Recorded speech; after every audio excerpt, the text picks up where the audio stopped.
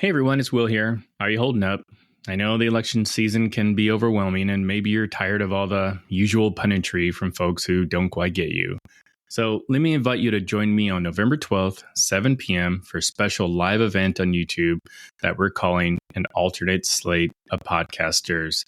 I'll give you more details in the mid-roll, but for now, sit back, relax, and I hope you enjoy the show.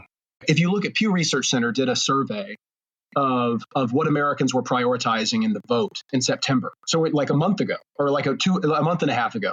And they showed what Americans were going to prioritize this in their vote, what they considered very important. And all of the issues that Trump ended up winning on, like economy and immigration and fear of violence or violent crime, are all near the top of what Americans were going to vote for. And all of the Democratic issues like climate, abortion, racial inequality are all at the bottom. And so, I mean, this should include us into look, the kinds of things that Democrats were running for and prioritizing are not things most Americans were going to prioritize. And they didn't this election.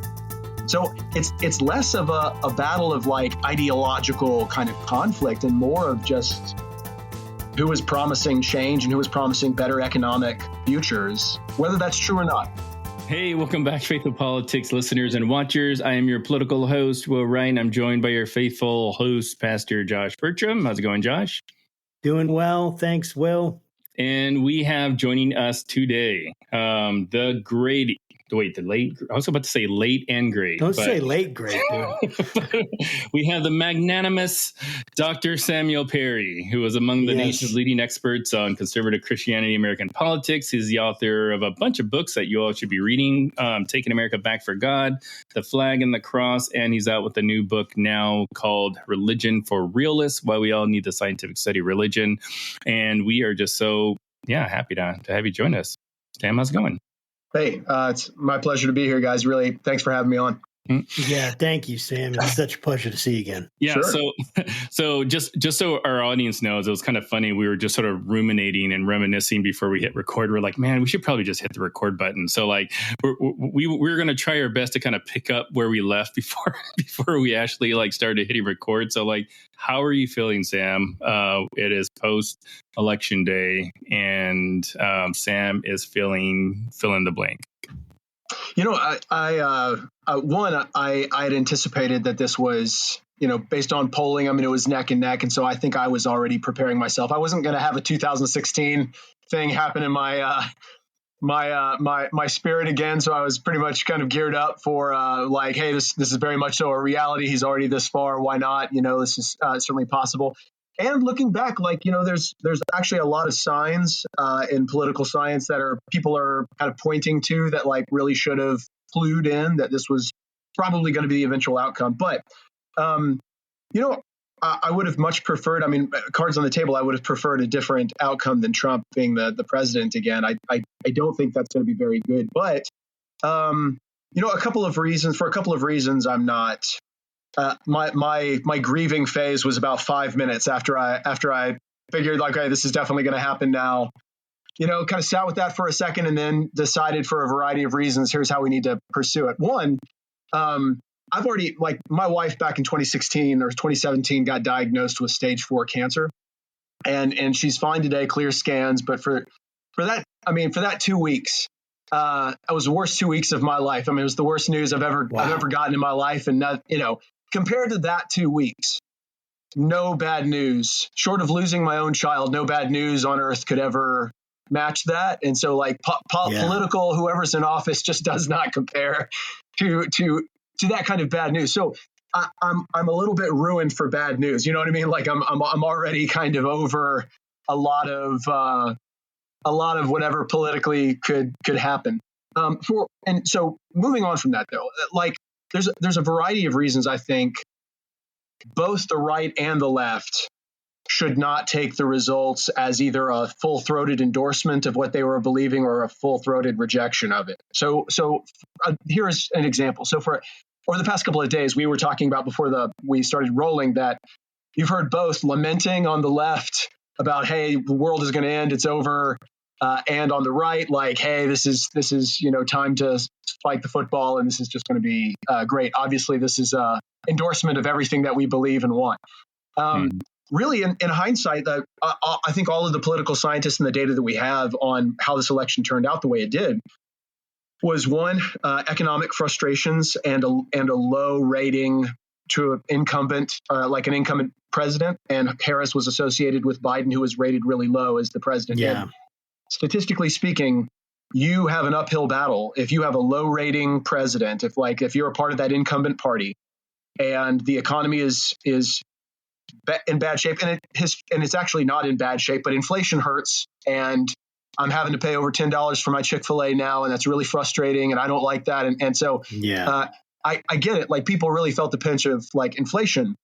Even though economic numbers are quite good, Democrats lost the vibe war, right? Like, that's Republicans were able to kind of convince more that like, hey, this is in bad shape and it's Biden's fault.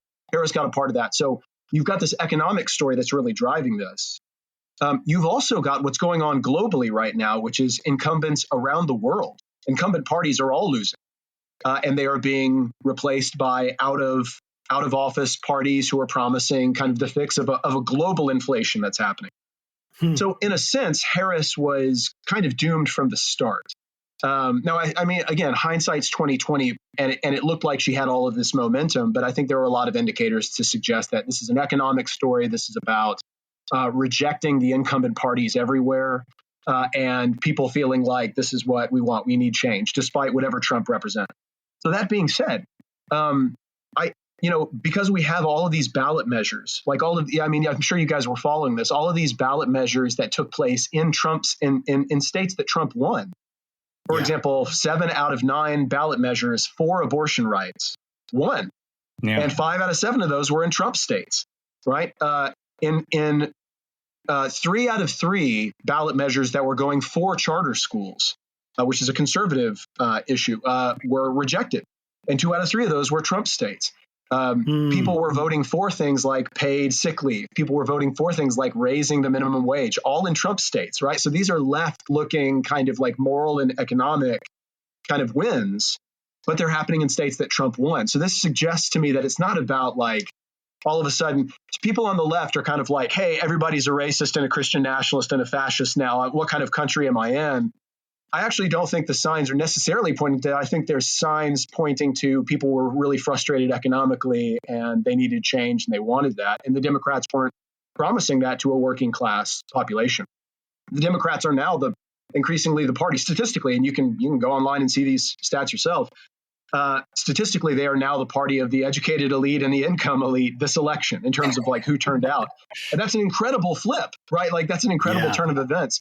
But that's how Democrats were, I think portrayed, and Kamala Harris didn't do anything to dissuade Americans from that. So people on the right should not crow that all of a sudden, I mean, they got the results they want, and so they can actually like influence things in a lot of ways. So like they absolutely should feel like, hey, we have an opportunity, because they do.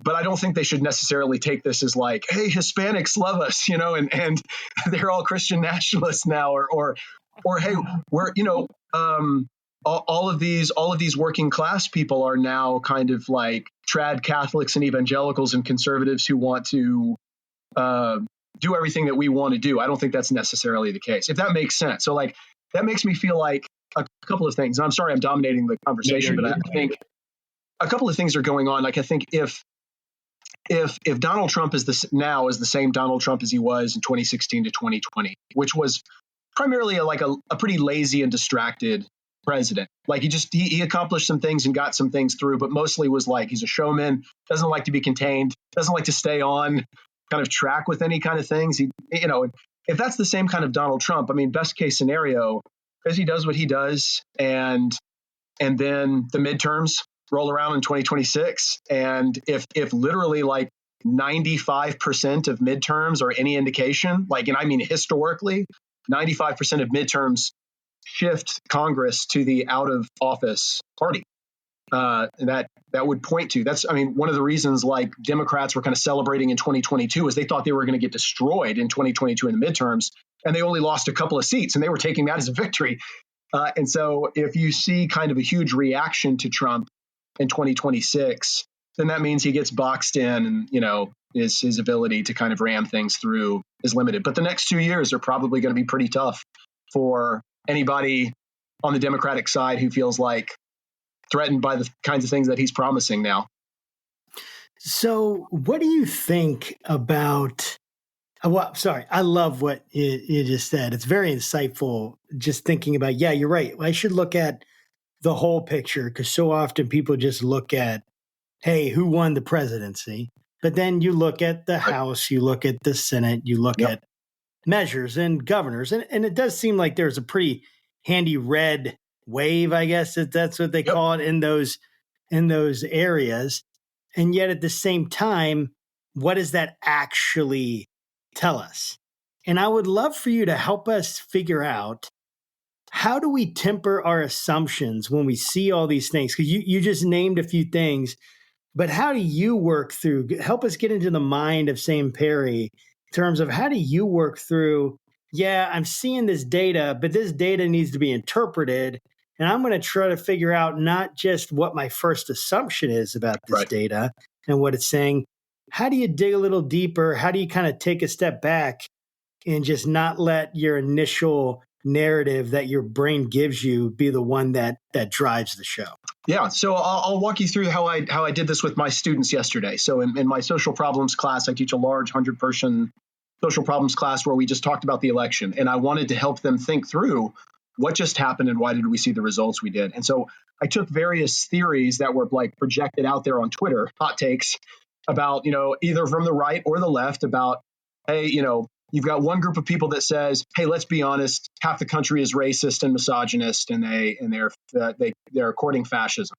Then you've got another side on the right that says, hey, the MSNBC liberal elites can spin this however they want to, but what you've got now is a full-throated rejection or a repudiation of wokeness and liberal ideals. And so what I did was I looked through all of the polling data, all of the exit polls in comparison to previous years and the shifts that we're witnessing and the things that we're seeing around the world. And I wanted to test those theories. So if we are saying, and that's what you do is as a social scientist, you take, okay, what is the theory? What is the claim you're making? Is this a sign that America has just veered into racism and misogyny? And do the polls reflect that? Well, I think you have a tough argument to make there if the largest swings were towards Trump were among Hispanics and Black people and Asian people and young people and lower income people and a lot of women, right? Like, and not college educated women. They're the only group, but like most women on average went towards Trump this time, and they didn't show up for Democrats like they thought.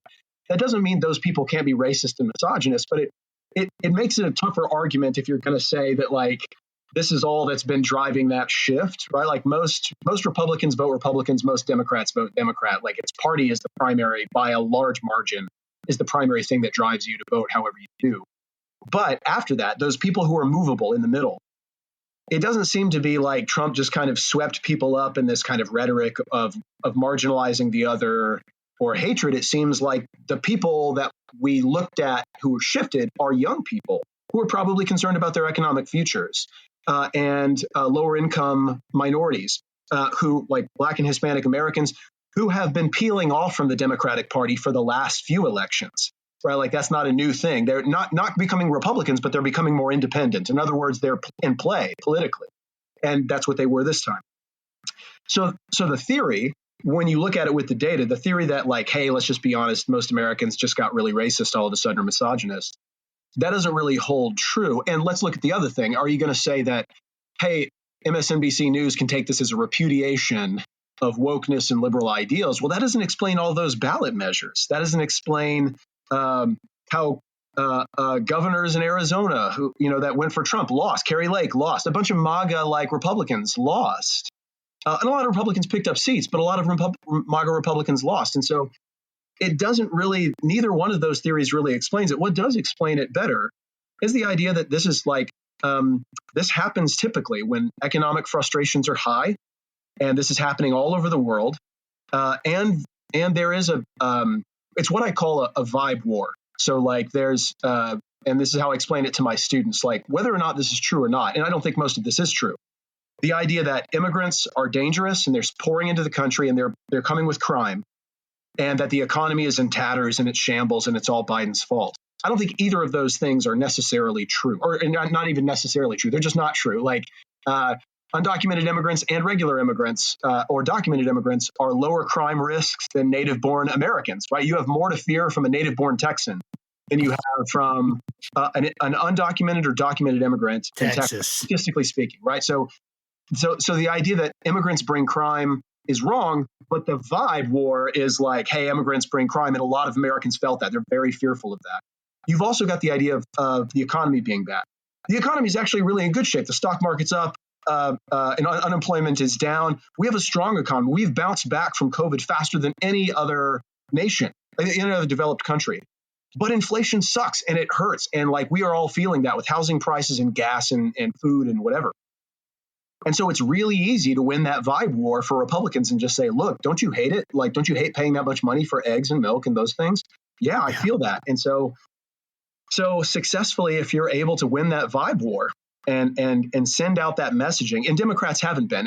Kamala Harris, if you look at, I can't show it up on here, but if you look at Pew Research Center did a survey of what Americans were prioritizing in the vote in September. So like a month ago, or like a month and a half ago. Mm-hmm. And they showed what Americans were going to prioritize this in their vote, what they considered very important. And all of the issues that Trump ended up winning on, like economy and immigration and fear of violence or violent crime, are all near the top of what Americans were going to vote for. And all of the Democratic issues like climate, abortion, racial inequality are all at the bottom. And so I mean, like, this should include, like, us into, like, look, the kinds of things that Democrats were running for and prioritizing are not things most Americans were going to prioritize, and they didn't this election. So it's less of a battle of, like, ideological kind of conflict and more of just who is promising change and who is promising better economic futures, whether that's true or not. Republicans won that, and they did it across the board. We all want money in our pocket, man. Yeah. I mean, honestly, it makes sense. Go ahead. Well, and it's something that the left has got to, like the intellect. Let's say the intellectual left and the elite. I don't mean like anybody who votes Democrat, but let's just say the intellectual left. They really need to come to grips with this idea that like more Americans, Americans will first think, how do I put food on the table and a roof over my head before they start thinking about climate change, and before they start thinking about progressive values. If you take care of people's immediate needs, then they can start thinking about recycling. Then they can start thinking about, you know what, how do I become a more kind of like tolerant person? That's but good. Like, unless they have those things, they're just going to go for what they need, how they support their future and their families. And that's a fair thing to worry about. Are you saying that like climate change isn't on that first level of my hierarchy of needs? Like, right? Maybe it should be, but it's not. Yeah, and this is one of those. It ends up coming across as kind of tone deaf, and the conservatives, I think, are also successful at kind of making an argument that so climate, the way we even go about global climate change initiatives, the biggest polluters are the poorest countries. Right, they're the ones that really don't have time to think about, do I recycle? They're the ones just trying to put food on the table. It's India, it's China, it's all of these really like kind of like low income per capita regions, and they're huge polluters, right? Like, and they're just trying to get their economies going. Well, so the conservative argument has always been like, hey, rather you developed nations that are already rich. Instead of putting a bunch of sanctions on these countries and trying to cap their emissions, like, why don't you help them develop economically? And then they will voluntarily try to reduce climate change. They don't want to live in filth. They don't want to live in dirty, smoggy air, but they got to be able to live, right? And this is like billions of people. So the conservative argument, one I feel like I'm kind of persuaded by, is the whole kind of, we absolutely need to address climate change. That's a good thing, and that's important. But the way we go about it has got to be tempered with an understanding that like economies need to develop, and they will eventually come along to adopt those kinds of progressive climate ideals when they can eat, you know? Stay with us. We'll be right back. Okay, so what is an alternate slate of podcasters? Well, this isn't going to be your typical recap. We're bringing together three friends, each with a different political perspective. You'll have me, your political host and token liberal, alongside with my co-host, Pastor Josh Burtram, a lifelong Republican, and our friend Corey Nathan from the Talkin' Politics and Religion podcast. bringing in a viewpoint with an independent twist. Together, we're going to dig into the election results, talk about how faith influenced this election season, and really explore where we think the country is headed from here. And trust me, this isn't one of those dry, scripted recaps. We're bringing you real, honest conversations from real, honest people. No scripts, no filters, just respectful dialogue. So if you're up for a thoughtful, maybe even unpredictable conversation about the future of our country, mark your calendars, grab a drink, invite a friend, and join us on YouTube, live. We'd love to have you there and hear your questions.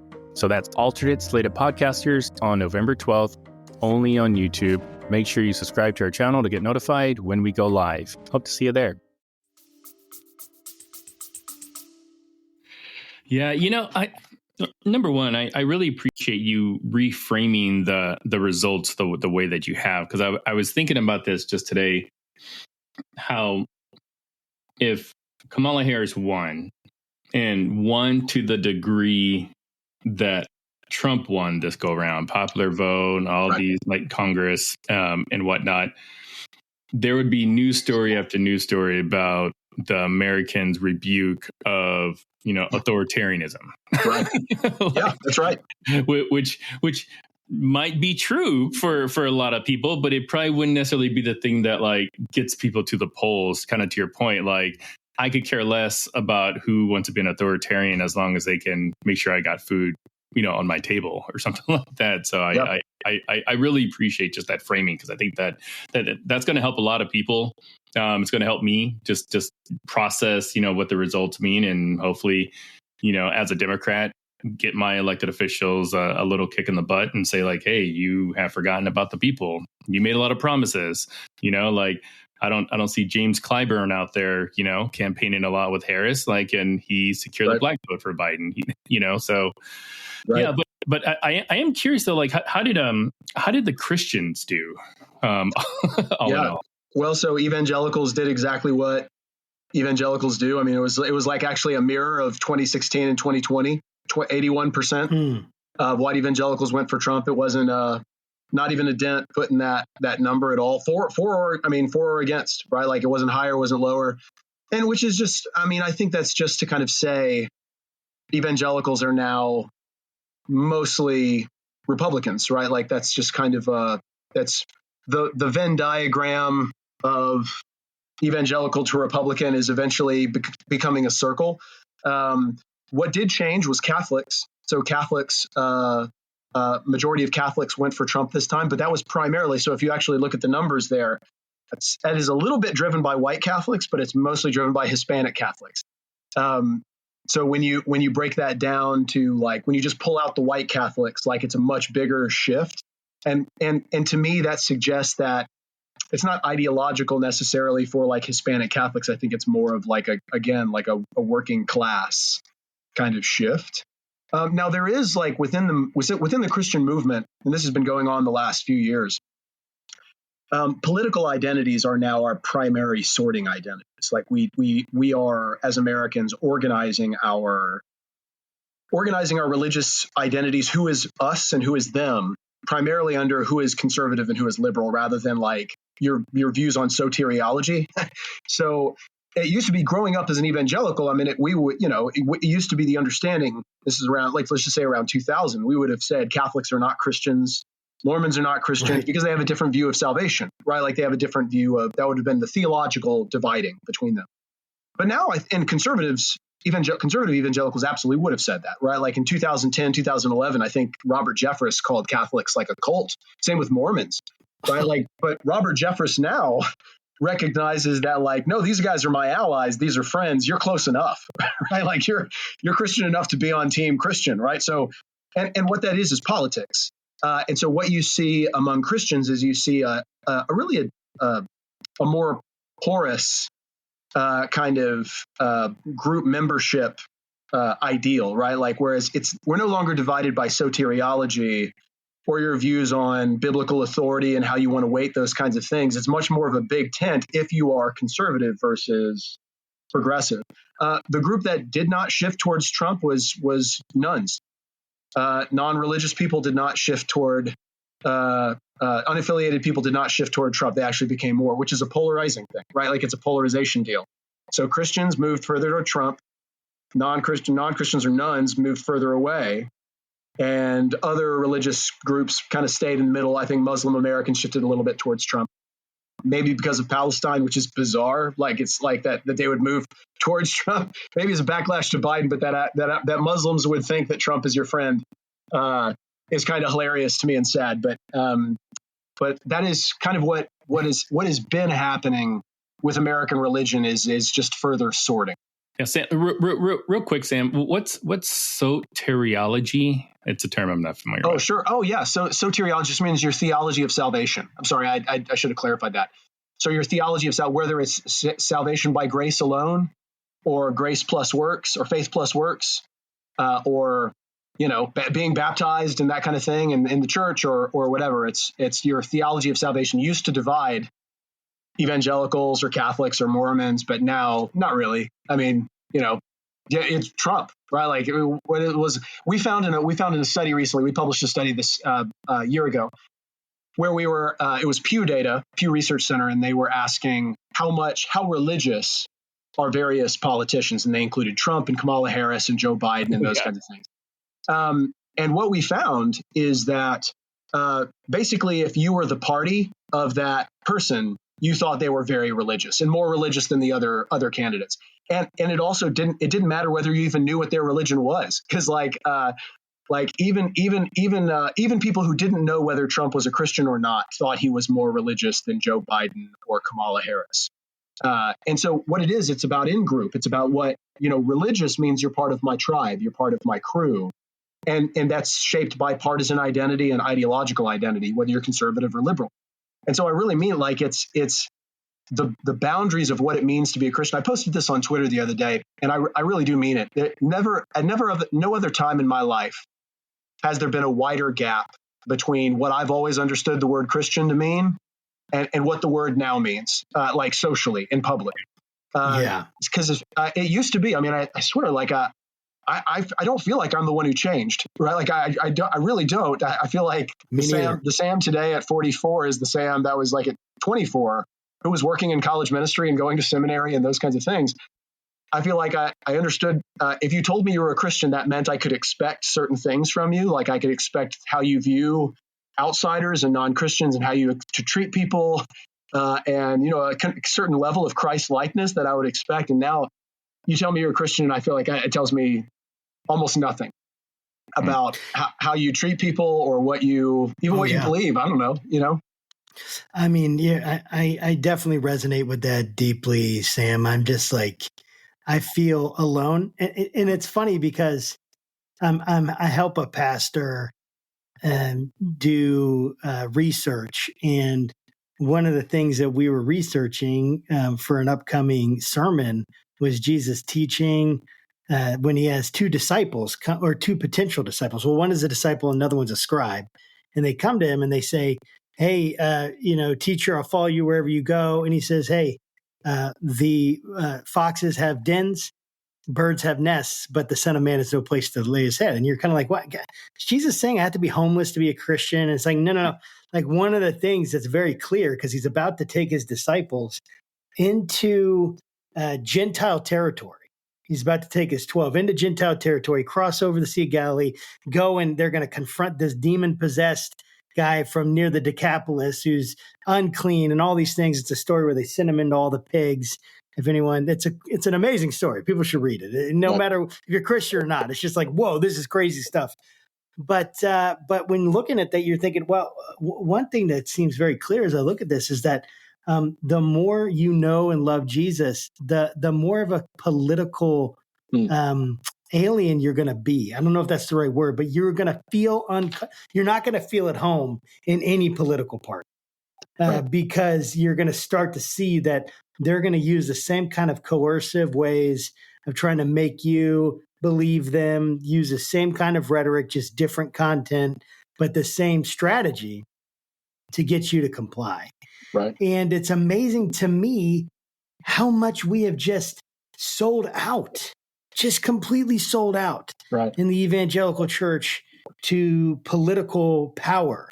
and completely away from what Jesus would have done and how he would have acted. And I just wanted to, I mean, you can give me any thoughts you have on what I just said, but I wanted to just get you to kind of help us understand. Like, you had this article that came out, right? I think it was with Josh Grubbs, of Christian nationalism and support for leaders violating democratic norms during national emergencies. Right. And I think that's fascinating because this idea that Christians, they would all say they're Christian, and yet they're completely okay.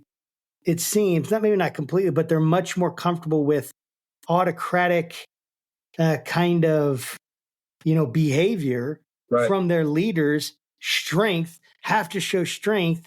Empire, Caesar, not really Jesus. What did you find there, and what are your thoughts on that?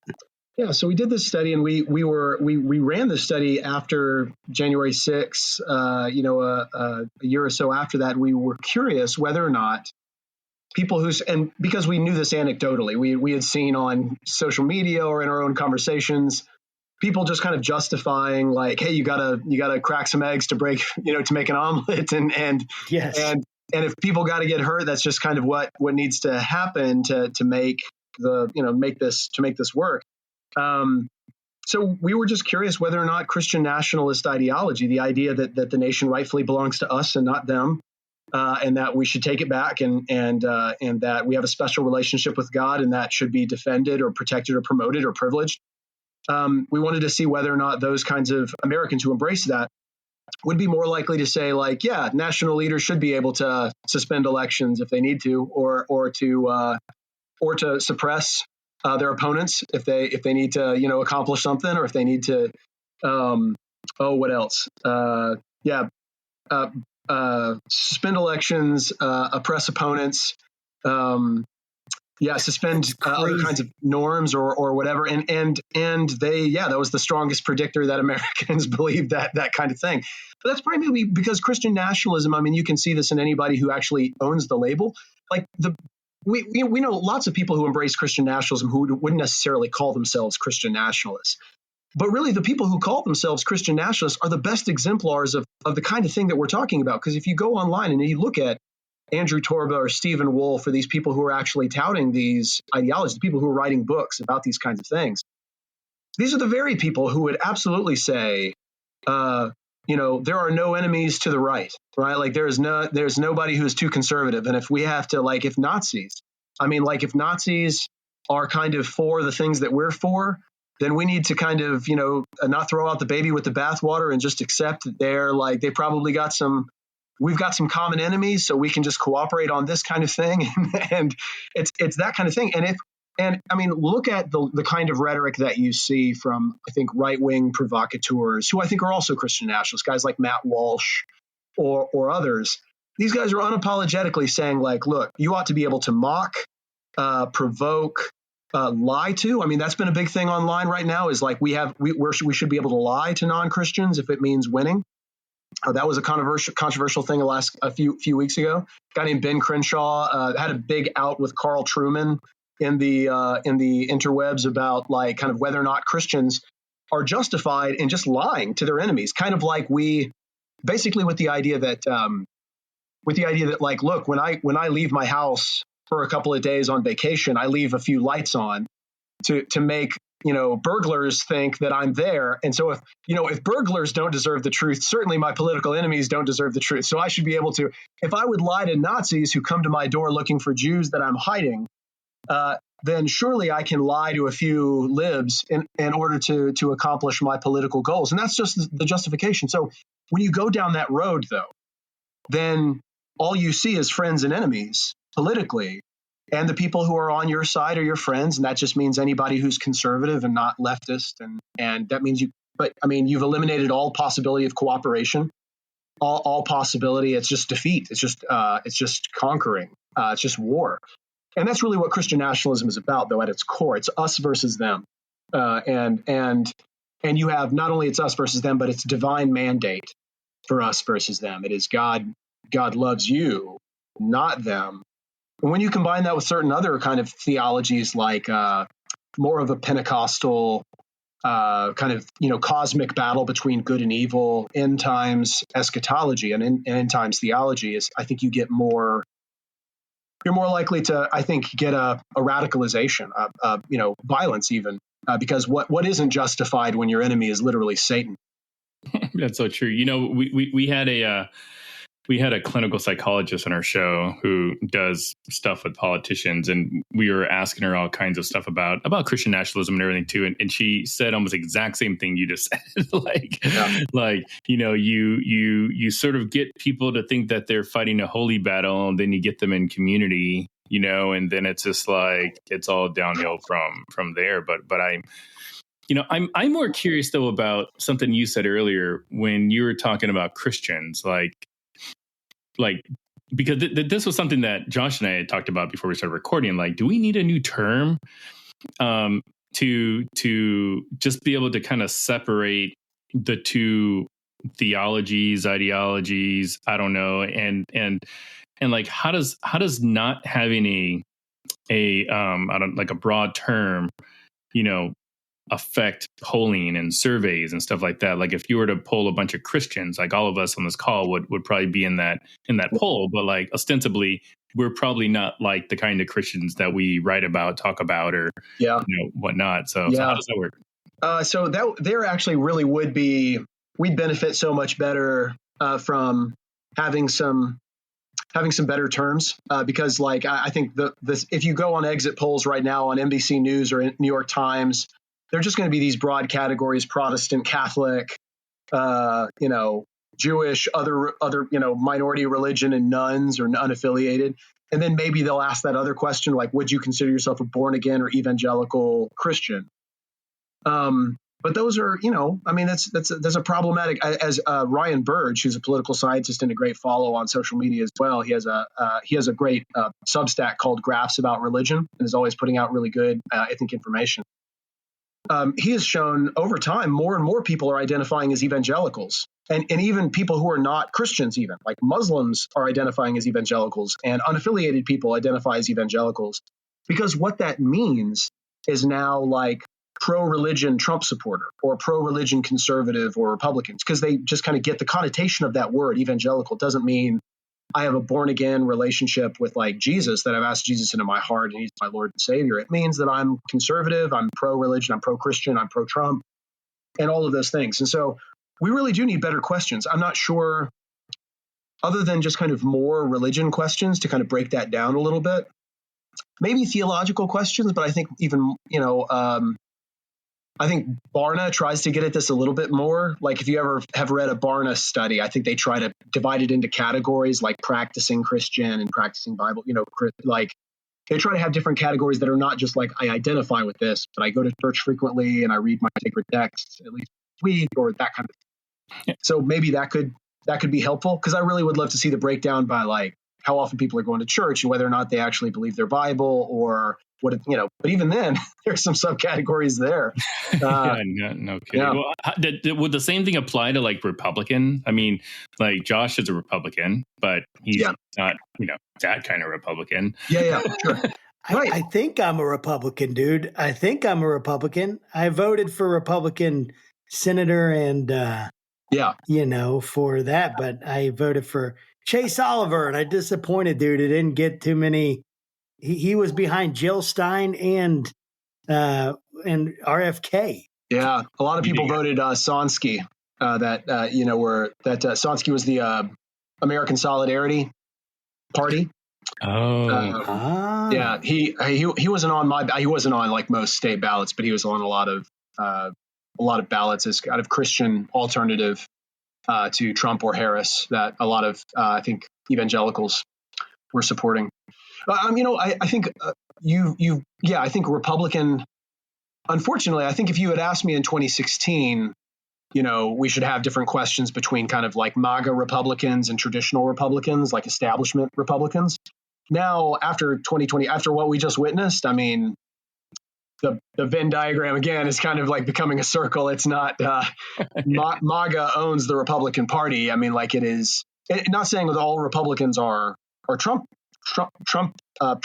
or however you want to adjective or like kind of make that, but it's but they are going to have to deal with that, right? And they all have to, if they're not going to get primaried out of office, like in Oklahoma, no Democrat is really going to win high office. You're not going to win the governor. You're not going to win president here. You can win we have Democrats who are like state senators and House of Reps and judges based on districts, but you just are not going to be able to run for senator, like our national senator, our national House rep, or whatever as a Democrat. So the goal there in those elections is to primary your opponent, to paint your opponent as a rhino and to go as hard right as possible and to say, I'm the most MAGA Republican you can possibly be. And so that's who we end up electing. And so every Republican now has to contend with that reality in a red state, is if you are going to get the Republican vote, you have to go as close to Trump as possible in your rhetoric and positioning. And so with that, like he ends up dominating the party, and his victory the other day, I think, is going to, even though, again, I think that was largely an economic victory, I think it's going to fan the fuel for that kind of Christian nationalist rhetoric in politics. It certainly will in Oklahoma and other red states that have just no real opposition to speak of. So this is all like really, I'm trying to wrap my mind around the whole picture, right? So we have this research that you've done that's basically like, hey, the stronger you lean Christian nationalism, the more comfortable you are with authoritarian uses of power and essentially taking the gloves off. There no limit. We have a Supreme Court decision that we have gone to in depth on this show that essentially says presidents have immunity for anything that they do, with no real clear definition as to what official power, official acts are. And you have these trends where now you have a guy who's in his second term. You could think of lame duck, but I don't think he'll ever be a lame duck in that sense. I think he will, continue to, get as much support for himself as he can. That's just my prediction. I don't know the guy and whatever. And you get Trump saying a lot of things. He says a lot of rhetoric. He says, I didn't know, what did he say about Project 2025? I've never heard of it. I have no, and then he said, I some of the stuff's good, some of the stuff's bad, but he said he never heard of it. So I'm not sure how, anyway, whatever. It's like contradiction within the same tweet, but I guess we're used to that by now. Right. But it's like, you have him saying all this rhetoric, and I hear people say to me, listen, people that voted for him that I love and deeply respect, and I don't have anything against that. I think I need to make that clear just on this podcast. Like, I don't have anything against anybody who's voted for Trump. Like, and I don't, some of the people I love most have voted for Trump, and I respect that decision. And in many ways, I understand that decision, though I personally disagreed. Like, I couldn't do that myself. Right. But how do we, like, a lot of my friends will say, hey, it's just rhetoric, dude. The guy just says things. He just runs his mouth. Like, all these people are freaking out. All these liberals are crying, and I'm laughing at their TikToks where they're screaming and crying and all this stuff. And it's just ridiculous. They're acting like babies. What's going on here? He's just a president like anyone else. Do you either help me, either respond to that with something that's like, hey, no, I think this is why you should be concerned. Right.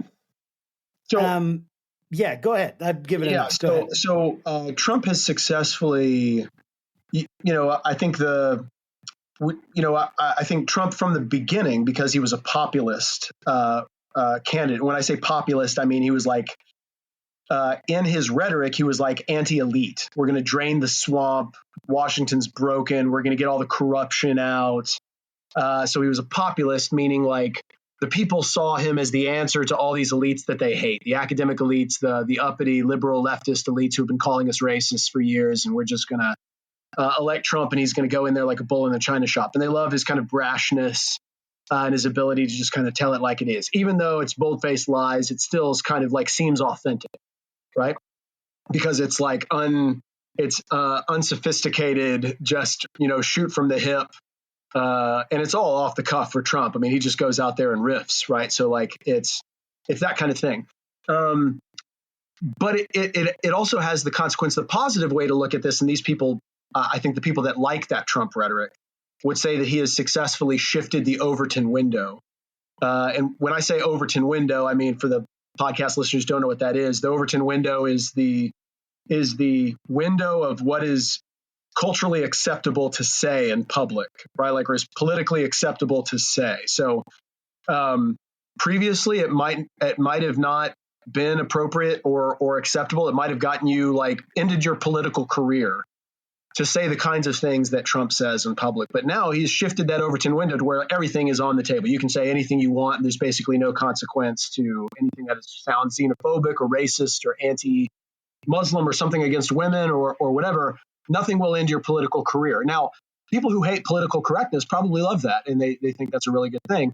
At the same time, I think you could look at that really, I look at that as in some ways, I think you could see it positively, but I think on the whole, it also has really negative consequences because I think it erases some, I think, really important norms of how we treat fellow citizens, that we don't dehumanize political opponents, for example.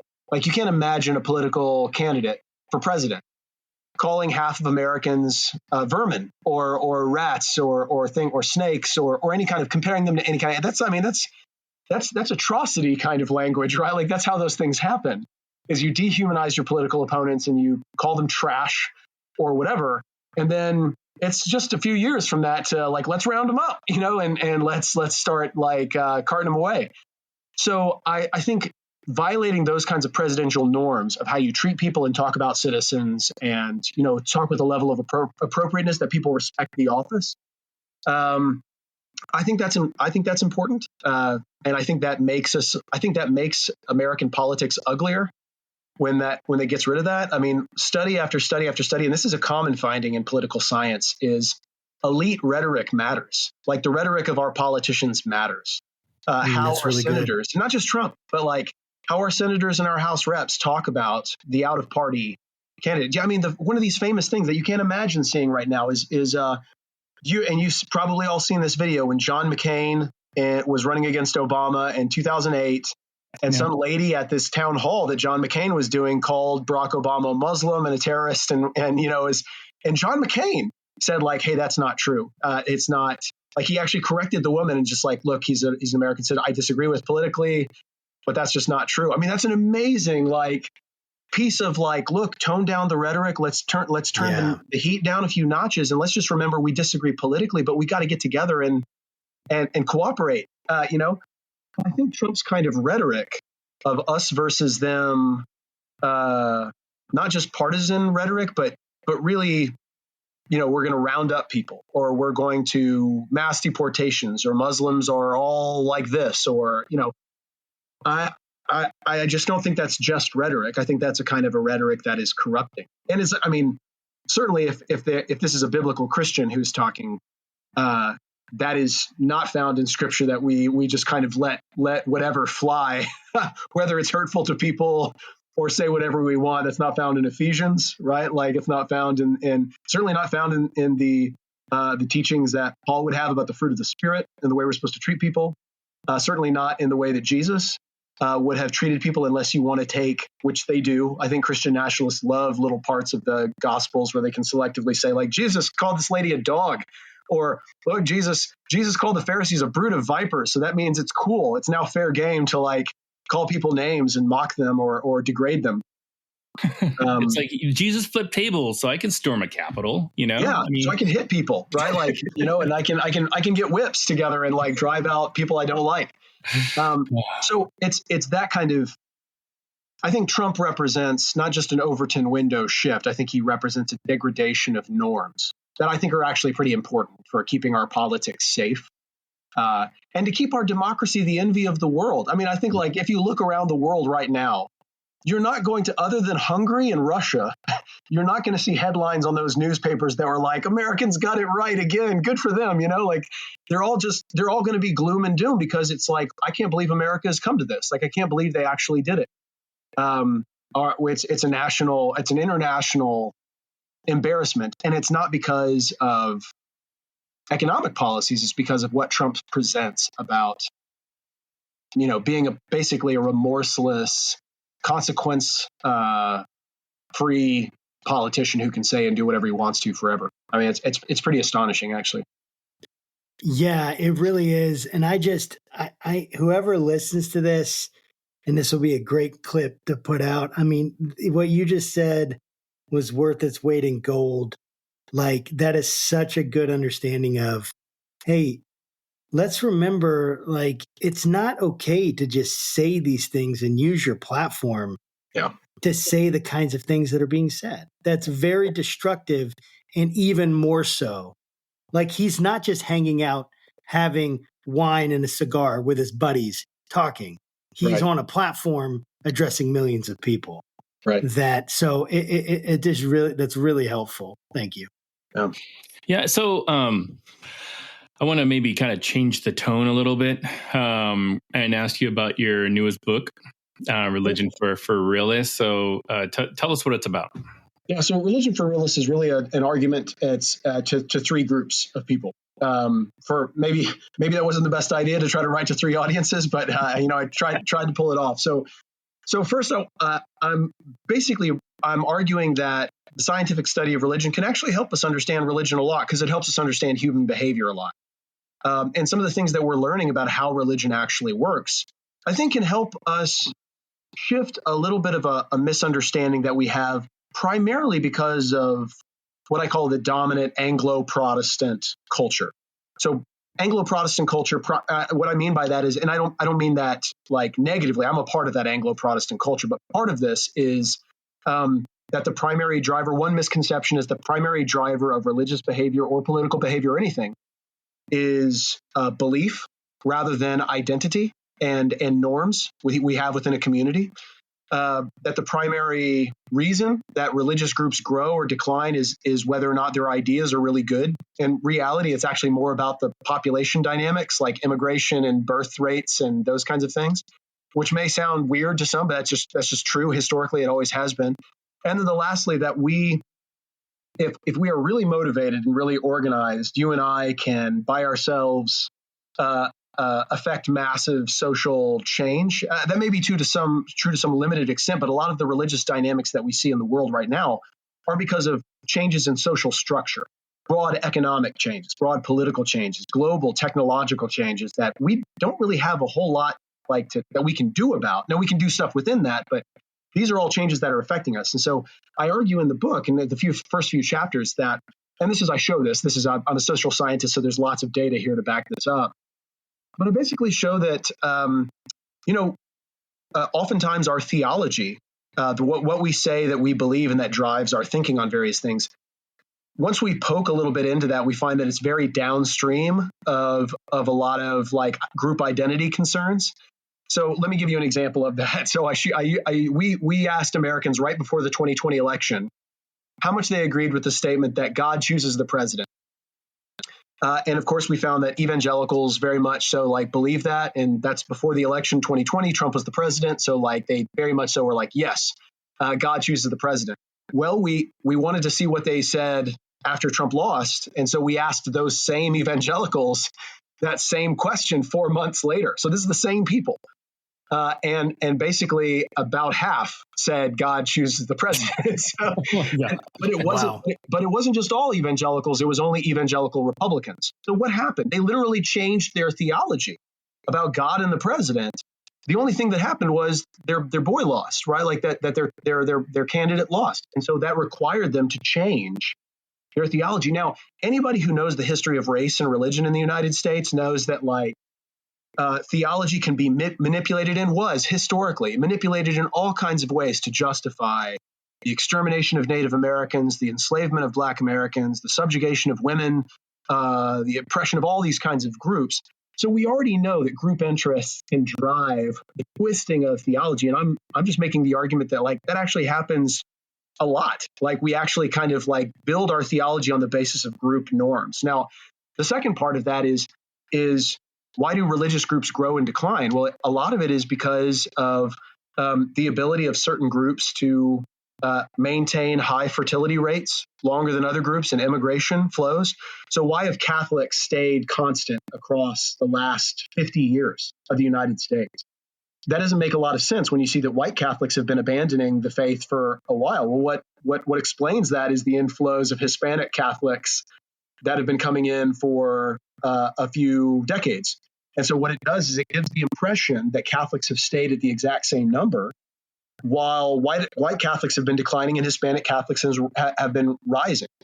What explains why mainline Protestants have been declining for the last 50, 60 years, while evangelical Protestants have stayed the same or grown?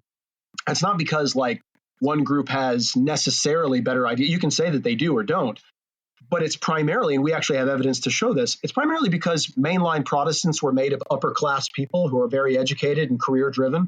And those people tend to have fewer babies, and they had fewer and fewer babies, and evangelicals had lots of babies, and they grew just like Mormons grew, and just like the Amish grew, and just like Jehovah's Witnesses grow, and just like Muslims are growing around the world right now, and just like Christians in Africa are growing. It's about population dynamics. So, and then the last book, or the last part of it, is I talk about what explains secularization worldwide, like why Americans are doing that. Is it because really people are tired of Jesus and rejecting the ideas?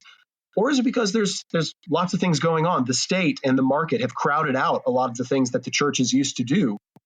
So where we no longer have the church filling certain roles like education, like our dating. We don't date at church anymore. We date on an app, right? Like we don't go to our pastors for counsel anymore. We go to professional counselors who have degrees in psychology. Like it's all those things that make us less detached from religion personally. So these are just kind of examples, but the book is mostly about why the scientific study of religion can actually help us understand how religion works in the United States better than we would without it.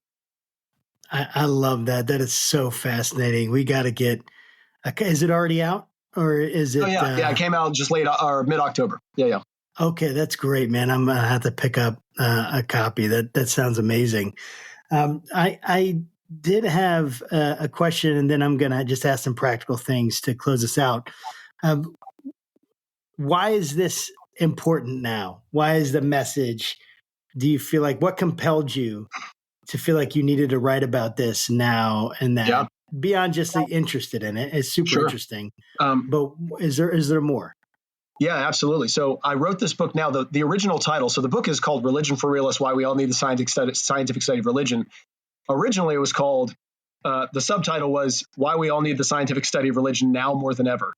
And so I really mean like this was written, I think, because what I argue in the book, in every chapter I show this, I end each chapter with an argument for this, is that authoritarian ethno-nationalists around the world actually already understand religion for realists. They already understand how religion works because they know. They don't care, like Viktor Orban or Vladimir Putin, they don't care about what people believe, but they care about identity. So they want to shore up like Christian identity in their nations against immigrants or the outsiders or the bad guys. It's identitarian, right? Like it is about identity fully. They understand that.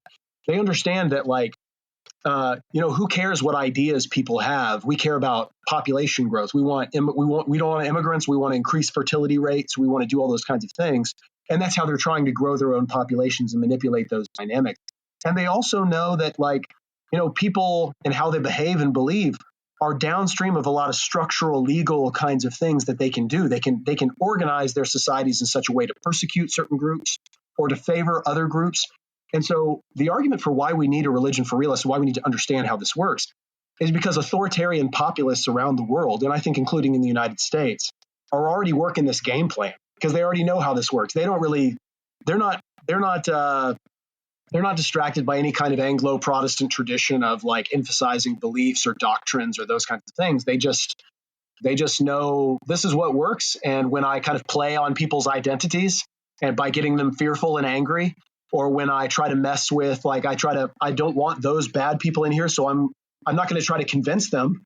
I'm going to just force them out. I'm going to keep immigrants out. I'm going to keep Muslims out. I'm going to try to suppress those groups. And I'm going to do it legally with social structure.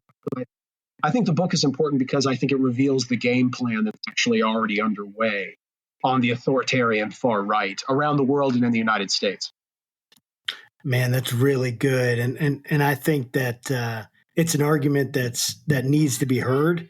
And thanks for writing on it and doing all the work and research Sure. that was needed. I mean, man, this message is so important, and it's like I I can't stand when people they just cut something out and dismiss it offhand because they don't like it, because it doesn't fit with because they don't feel good about it. Like literally, they don't like it, meaning they don't feel positive feelings when they hear it. Yeah. And it's like, we have got to get past that. And I'm afraid we won't, but I'm also, I'm hopeful that we will. What gives you hope for the future? And then how can people get a hold of you or follow your work?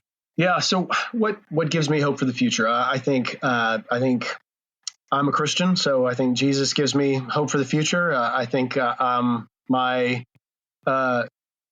fact that we have local communities, and that no matter what is happening nationally, I mean, I think people ought to really keep this in mind. Like, national politics are only a piece of like what happens politically in the United States, and politics and like our activity in the community is happening at all levels.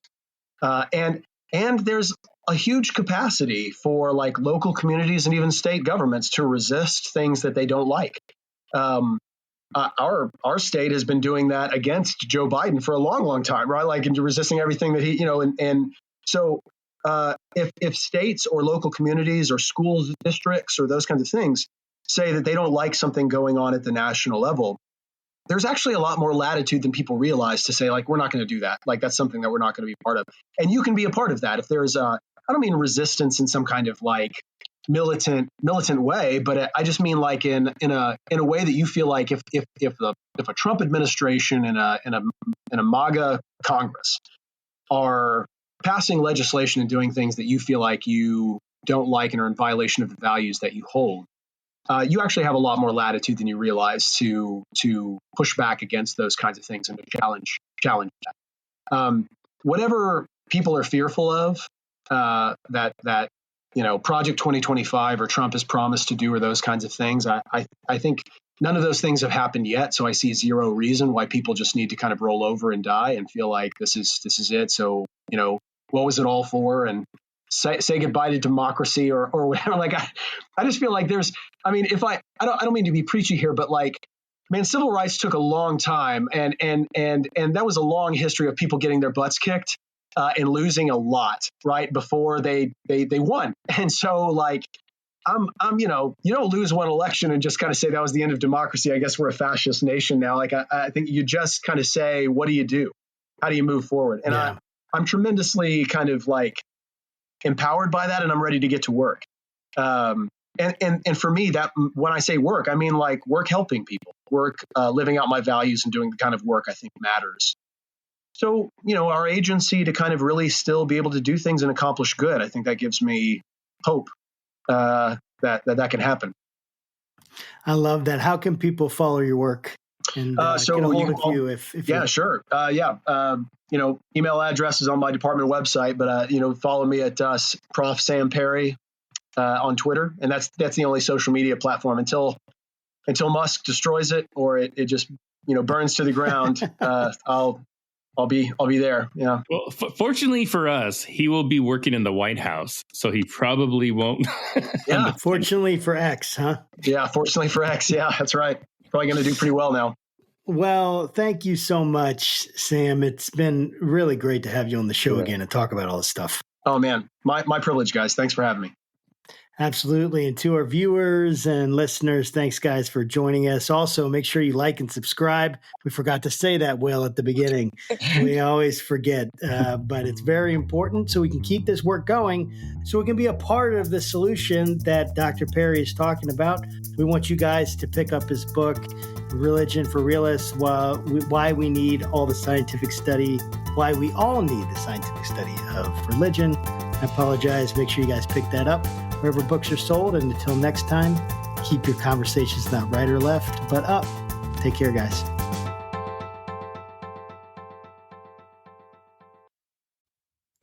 Hey there, Josh Burtram here, faithful host of the Faithful Politics Podcast. I want to let you know about a compelling new spinoff, the Faith Roundtable, where I'll be interviewing top faith leaders, theologians, and scholars to unpack the pressing issues that are shaping the church in America today. We'll dive into topics like faith in public life, social justice, and how we can engage our communities more effectively. Make sure you don't miss any of our enlightening conversations by subscribing to it on our YouTube channel. Join me at the Faith Roundtable, where deep discussion meets thoughtful insight.